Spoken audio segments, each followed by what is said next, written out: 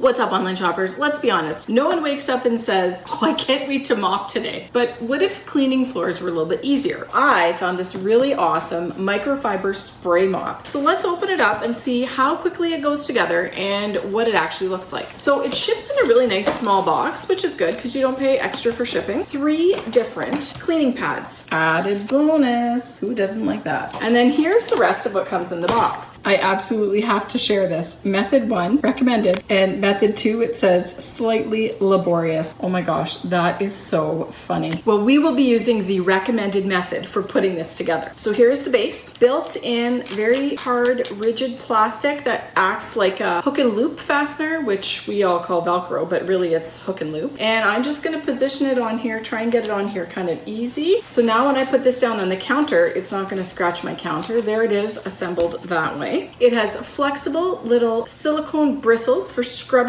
and it also has a firm kind of angled edge here for like scraping at stuff that might build up, like especially in your kitchen, you know, sometimes you drop cheese and it gets all like mashed in. That's what this would be for. There's also like a serrated comb edge, and it stays conveniently snapped right onto the handle, which is pretty awesome. Let's put this into the base first because that is the recommended method. Push it in like that. Now the next part here would be the extender. Hole in the handle and a hole there. Line them up and snap them together. The top part of the handle. Again, it has that hole that snaps into place.